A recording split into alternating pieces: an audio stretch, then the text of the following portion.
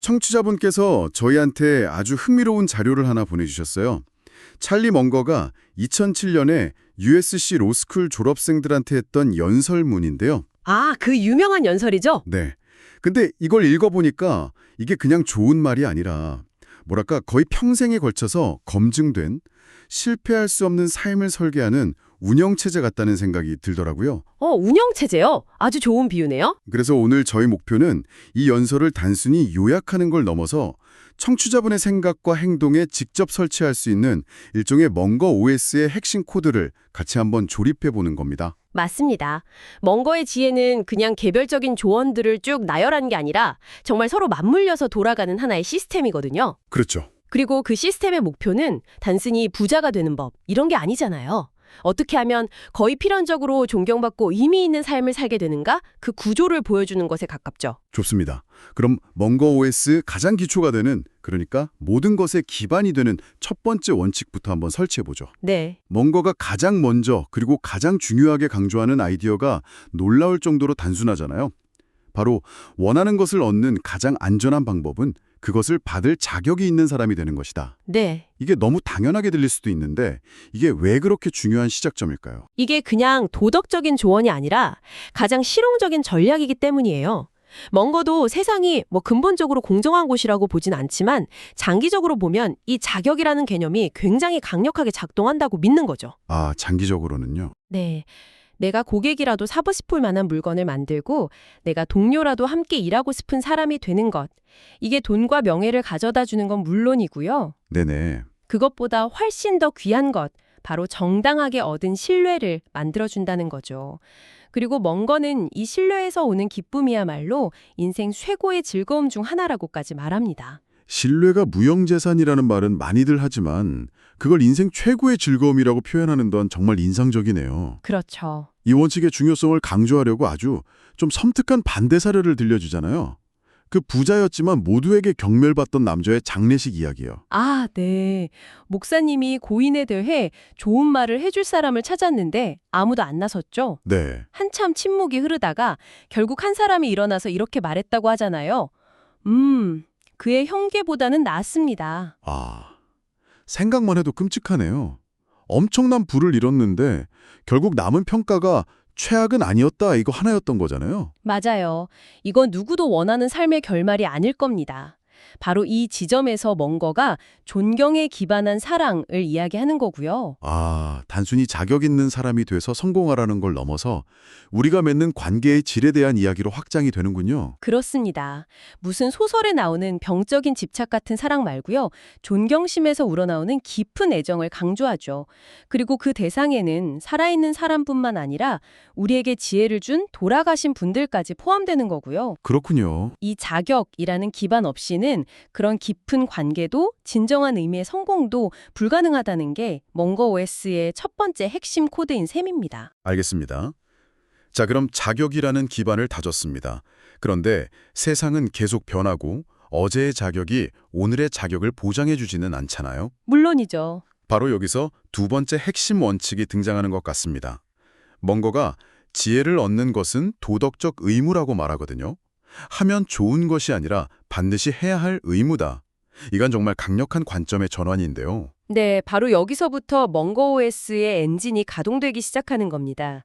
자격이라는 기반을 계속 유지하고 발전시키려면 이 엔진, 즉 평생학습이 필수적이라는 거죠. 엔진. 멍거는 아주 단호하게 말해요. 이미 알고 있는 것만으로는 인생에서 멀리 갈 수 없다. 성공한 사람들은 가장 똑똑하거나 부지런한 사람이 아니라 매일 밤 잠자리에 들 때 아침보다 조금 더 현명해지는 학습 기계라고 정의하죠. 학습 기계. 워렌 버핏 이야기가 바로 나오죠. 버핏은 자기 시간의 절반을 그냥 앉아서 책을 읽는 데 쓴다고요. 네. 근데 이 얘기를 들으면 사실 좀 비현실적으로 들리기도 해요. 우리처럼 매일 9시부터 6시까지 일하고 또 가족도 돌봐야 하는 사람들한테 학습 기계가 되라. 이 조언은 어떻게 적용할 수 있을까요? 그거 아주 중요한 질문입니다. 멍거가 말하는 학습 기계라는 게 단순히 독서 시간을 늘리라는 의미가 아니거든요. 아, 그런가요? 네, 핵심은 태도에 있어요. 그 알프레드 노스 화이트헤드 말을 인용하면서 학습의 방법을 배우는 것이 중요하다고 강조하잖아요. 네네. 문명이 발명의 방법을 발명했을 때 폭발적으로 진보했듯이 개인도 학습의 방법을 익혀야 진보할 수 있다는 겁니다. 그러니까 매일 겪는 경험, 대화, 업무 속에서 끊임없이 배우고 성장하려는 태도를 갖추는 게 핵심이죠. 아, 태도의 문제군요. 엄청난 격차를 만들어낸다는 거예요. 지식을 쌓는 거랑 지혜로워지는 건 다른 차원의 이야기인 셈이죠. 단순히 책상에 앉아 있는 시간이 아니라 삶 전체를 학습의 장으로 만드는 것. 그렇다면 그 학습의 방법이라는 게 구체적으로 뭘까요? 어떤 소프트웨어를 설치해야 이 학습 엔진이 제대로 돌아갈까요? 멍거가 여기서 두 가지 강력한 도구를 제시하죠. 네, 첫 번째가 바로 다학제적 접근입니다. 다학제적 접근. 그 정신적 격자 구조라는 말이 나오잖아요. 맞아요. Lattice Work of Mental Models. 이 용어가 좀 어렵게 들릴 수 있는데 아주 간단한 비유로 설명할 수 있어요.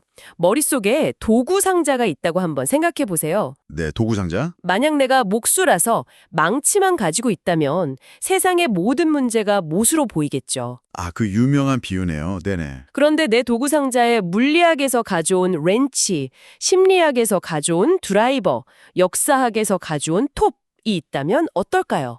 훨씬 더 다양한 문제를 더 효과적으로 해결할 수 있겠죠. 훨씬 이해가 잘 되네요. 이게 바로 멍거가 말하는 정신적 격자 구조입니다. 여러 학문의 핵심적인 아이디어들, 그러니까 빅 아이디어들을 빌려와서 나만의 강력한 정신적 도구 상자를 만드는 거죠. 한 가지 관점에만 갇히지 말라는 거군요. 멍거가 키케로를 인용하면서 자신이 태어나기 전에 무슨 일이 있었는지 모르는 사람은 어린아이처럼 살아간다고 했는데 이걸 역사뿐만 아니라 모든 학문 분야로 확장한 거네요. 정확합니다. 이렇게 다양한 도구를 갖추지 않으면 아무리 똑똑해도 특정 분야에 망치를 든 전문가에 머물게 되고 결국 중간 순위에 머물 거라고 경고해요. 아, 이 도구 상자를 갖춘 소수만이 남들보다 유능한 사람이 될 수 있다는 거죠. 하지만 그는 여기서 아주 현실적인 경고도 덧붙입니다. 다른 전문가의 영역에서 그 사람보다 더 많이 알게 될 때의 위험성이요. 네, 그때 자기 지식을 함부로 드러내면 상대방 체면을 깎고 적을 만들 수 있다. 때로는 여러분의 빛을 가리는 법을 배우라는 조언이 아주 인상 깊었어요. 그렇죠. 지혜는 단지 많이 아는 것뿐만 아니라 그 지식을 언제 어떻게 써야 할지 아는 걸 포함하는 거니까요. 이게 첫 번째 도구였다면 두 번째 도구는 그 도구들을 사용하는 아주 독특한 방식, 바로 역산입니다. 역산. 문제를 거꾸로 뒤집어서 생각하는 방식. 어떻게 하면 성공할까를 고민하기 전에 어떻게 하면 확실히 실패할까를 먼저 생각하고 그걸 피하는 거죠. 맞습니다. 예를 들어 어떻게 인도를 도울 수 있을까라는 거대한 질문 대신에 무엇이 인도에 최악의 피해를 주는가, 그리고 그것을 어떻게 피할 수 있을까, 이렇게 질문하는 겁니다. 대수학에서 역산을 통해 어려운 문제를 쉽게 풀듯이 인생의 복잡한 문제도 이 방법으로 명확한 실마리를 찾을 수 있다는 거죠. 뭘 해야 할지를 찾는 것보다 뭘 하지 말아야 할지를 명확히 하는 게 훨씬 더 강력한 전략일 때가 많습니다. 그 역산이라는 아이디어가 정말 강력하네요. 성공으로 가는 길은 수만 가지지만 실패로 가는 길은 비교적 명확하니까요. 그렇죠. 그럼 그 논리를 따라서 멍거가 경고하는 이것만은 절대로 하지 마라는 우리 삶을 망가뜨리는 치명적인 버그들은 뭐가 있을까요? 멍거가 몇 가지를 명확하게 짚어주는데요. 첫째는 너무나 당연하지만 가장 중요한 게으름과 신뢰할 수 없음입니다. 아, 이건 앞서 말한 자격의 원칙과 바로 연결되는 거네요? 네, 아무리 뛰어난 재능이 있어도 신뢰할 수 없다면 그 재능은 오히려 공동체에 해를 끼치는 무기가 될 수 있다고 경고하죠. 그리고 두 번째가 정말 흥미롭습니다. 극도로 강렬한 이데올로기를 피하라는 건데요. 이데올로기가 어떻게 정신을 망가뜨린다고 보는 걸까요? 멍거는 이데올로기의 깊은 소용돌이에 비유해요. 그 스칸디나비아 카누 선수들이 미국의 급류에서 전원 사망한 이야기를 예로 들죠. 아, 네. 그 선수들이 자신들의 기술을 너무 과신한 나머지 처음 보는 급류의 위험성을 알리는 현지인의 조언을 무시했거든요. 이데올로기도 마찬가지라는 겁니다. 한번 빠지면 현실을 있는 그대로 보지 못하고 모든 정보를 자기 이데올로기라는 필터로 왜곡해서 받아들이게 되죠. 아, 앞서 말한 학습 엔진을 그냥 꺼버리는 치명적인 바이러스 같은 거예요. 이데올로기라는 바이러스에 감염되지 않으려고 멍거가 스스로에게 적용하는 그 방화벽이 정말 대단합니다. 그렇죠. 내 입장에 반대하는 주장을 그 지지자들보다 더 잘 설명할 수 없다면 나는 그 주제에 대해 의견을 가질 자격이 없다. 이건 정말 실천하기 어려운 기준 아닌가요? 지적으로 엄청나게 정직하고 또 힘든 요구죠. 그런데 이게 단순히 지적 겸손을 넘어서는 실용적인 도구예요. 실용적인 도구요? 네. 상대방의 가장 강력한 논리를 내가 직접 구성해보는 과정에서 내 생각의 허점을 세상에 알려주기 전에 내가 먼저 발견하게 되는 거죠. 내 생각의 편향성을 스스로 디버깅하는 가장 효과적인 방법입니다. 스스로 디버깅한다. 멋진 표현이네요. 그리고 먼 거다 피하라고 하는 또 다른 파괴적인 사고방식들이 있잖아요. 질투, 분노, 복수, 그리고 특히 자기 연민. 네, 멍거는 자기 연민을 거의 편집증에 가깝다고 말해요. 자기 연민에 빠지면 객관적인 상황 판단이 불가능해지기 때문이죠. 자기 연민에 빠진 친구한테 당신만큼 불행한 사람의 이야기는 들어본 적이 없다고 적힌 카드를 건네주던 다른 친구 일화를 소개하는데요. 유머러스하지만 핵심을 찌르는 조언이죠. 그렇죠. 세상은 불공평하고 고통은 누구에게나 온다는 사실을 받아들이고 자기 연민이라는 늪에서 빠져나오는 것만으로도 인생에서 엄청난 이점을 얻는다고 강조합니다. 알겠습니다. 지금까지 OS의 기반, 엔진, 소프트웨어, 그리고 디버깅 방법까지 알아봤는데요. 마지막으로 이 모든 걸 현실 세계에서 효과적으로 쓰기 위한 일종의 사용자 인터페이스에 대한 통찰이 나옵니다. 네. 바로 인간 본성에 대한 깊은 이해, 특히 자기 이익 편향에 대한 이야기죠. 그렇죠. 멍거는 먼저 우리 자신 안의 자기이익 편향부터 경계하라고 말합니다. 나 정도는 이래도 괜찮겠지? 나는 특별하니까 이런 생각이 얼마나 어리석고 위험한지 그 소득보다 많이 쓰다가 비참해진 모차르트 예를 들면서 설명하죠. 자기 자신을 속이는 게 가장 큰 어리석음의 시작이다. 네. 그런데 여기서 한 걸음 더 나아가는 지점이 정말 중요합니다. 내 안의 편향을 경계하는 걸 넘어서 다른 사람들의 자기 이익 편향을 반드시 고려해야 한다고 말하죠. 이걸 고려하지 않는 건 유능하지 않은 거라고까지 단언하고요. 바로 그 지점에서 벤저민 프랭클린의 명언 설득하려면 이성이 아니라 이익을 우수하라가 등장하죠. 네. 이게 자칫하면 좀 냉소적으로 들릴 수 있을 것 같아요. 사람들은 어차피 자기 이익만 챙기니 그걸 이용하라. 뭐 이런 말처럼요. 아, 그렇게 들릴 수 있죠. 초군이요. 그 부하 직원의 비리를 보고해야 하는 법률 고문 사례가 아주 대표적이잖아요. 네, 맞아요. CEO한테 도덕적 의무를 이야기했다가 결국 함께 몰락했죠. 먼 거는 만약 그가 이 일이 당신의 돈과 지위, 모든 것을 앗아갈 재앙이 될 수 있다고 CEO의 이익에 호소했다면 결과가 달랐을 거라고 말하거든요. 그렇죠. 근데 이게 옳은 일을 하기 위해서 상대를 속이는 일종의 조종은 아닐까요? 훌륭한 지적이십니다. 하지만 먼 거의 의도는 조종이 아니라 효과적인 소통에 더 가까워요. 효과적인 소통? 네. 이건 인간 본성에 대한 깊은 이해를 바탕으로 한 아주 현실적인 전략입니다. 사람들은 각자 자신의 관점과 이해관계라는 창을 통해서 세상을 보잖아요. 네.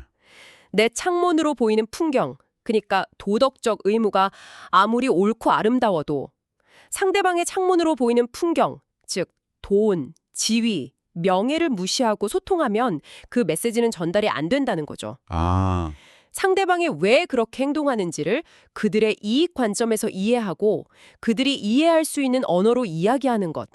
이건 상대를 존중하는 실용적인 공감 능력에 가깝습니다. 높은 동기를 갖되 상대방의 현실적인 이해관계를 무시하는 순진함에 빠져서는 안 된다는 지혜죠. 실용적인 공감 능력. 그렇게 생각하니까 완전히 다르게 들리네요. 결국 상대방의 운영체제가 어떻게 돌아가는지 이해해야 내 메시지를 제대로 전달할 수 있다는 거군요. 정확합니다. 이 모든 것이 다 연결되는 거예요. 자격을 갖추고 기반, 평생학습을 통해 엔진, 다양한 정신 모델로 소프트웨어 무장한 뒤에 이데올로기나 자기연민 같은 버그를 피하고 마지막으로 인간 본성을 이해하면서 소통할 때 비로소 멍거가 말하는 실패하기 어려운 삶이 완성되는 겁니다. 그렇군요. 오늘 저희가 함께 조립해본 이 멍거 OS를 돌아보면 결국 지혜로운 삶은 도덕적 의무이며 이는 평생에 걸친 학습과 인간 본성에 대한 깊은 통찰, 그리고 피해야 할 것을 명확히 아는 것에서 비롯된다는 메시지로 요약될 수 있겠네요. 맞습니다. 그는 단순히 성공하는 법이 아니라 어떻게 생각하고 어떻게 실패를 피하며 또 어떻게 존경받는 존재가 될 수 있는지에 대한 하나의 완성된 로드맵을 제시한 거죠. 이 아이디어들은 각각 독립적인 조언이 아니라 서로가 서로를 강화하면서 하나의 강력한 정신적 틀을 형성하고요. 이 분석을 마무리하면서 청취자분께 질문 하나를 남겨드리고 싶습니다. 오늘 우리가 함께 설치해본 멍거 OS의 여러 기능들, 즉 자격 갖추기, 학습 엔진, 정신적 도구 상자, 역산, 자기 연민 피하기, 이익에 호소하기 중에서요. 지금 당장 청취자분의 삶에 가장 시급하게 설치하거나 업데이트해야 할 기능은 무엇인가요? 그리고 그 하나의 변화가 당신의 나머지 시스템에 어떤 긍정적인 영향을 미칠지 한번 상상해 보시는 건 어떨까요? 오늘 나눈 이야기가 여러분에게 생각할 거리를 주었다면 긍정적인 피드백을 남겨주세요. 더 듣고 싶은 주제가 있다면 여러분의 의견을 알려주세요. 여러분의 피드백은 다음 이야기를 준비하는 데 큰 도움이 될 겁니다. 다음 이야기들을 놓치지 않으려면 구독과 알림을 설정하세요. 여러분의 선택 하나하나가 여러분의 삶을 만들 겁니다.